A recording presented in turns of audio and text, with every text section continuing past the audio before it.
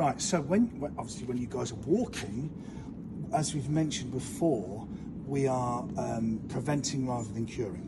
So theoretically, we're watching the world around us, we're watching the environment, and more importantly, we're watching him. Yeah. So we're not going to wrap him up in cotton wool. We're not going to, treat him any differently. He's a thinking animal that has to be exposed to the environment he lives in. But we don't want him looking at anything more than 3 seconds. Yeah. Count in your head, 1, 2, 3. If you get to 3 and he hasn't looked at you, Nelson, bosh, good. And that's when he gets some form of interaction. That's when he gets some form of attention back from you guys, just for doing the simple thing as looking at you. Yeah. All right. Initially, to reinstill the lessons in the training, when he comes back with you guys, when he's back with you guys, reward him for it. Okay.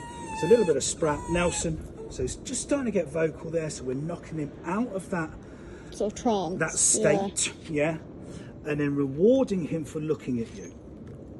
All right. But again, if he is reacting and he is barking, we're not putting food in his mouth to stop the barking. We're waiting for a second of silence and calmness, and then we can reward him. Yeah.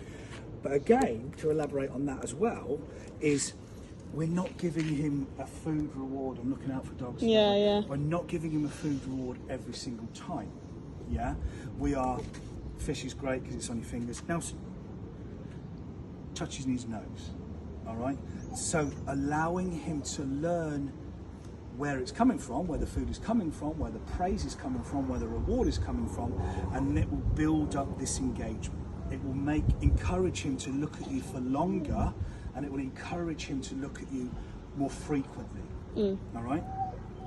So still no dogs, still no dogs. So we're walking down the road, and even when there isn't anything there, we're continuing the routine, we're continuing the habit. The habit is, if you look at me, you are going to get my attention. You're going to get an interaction with me, all right? If you don't look at me, then there's going to be a consequence that follows. So I'm either going to, and it doesn't have to be a negative consequence. The consequence could be positive by throwing something on the floor, or redirecting the scent of what's on your fingers, so on and so on and so on. But also it can be a negative consequence, where you'll be a physical check, okay, to alert you through a physical presence and a physical touch. I want you to interact with me. Yeah, Nelson.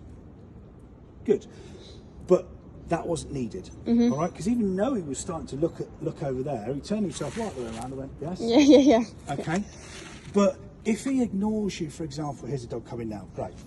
So if he ignores you when the dog is within the surroundings of him, we have to up the ante, okay? Physical check or throwing something on the floor.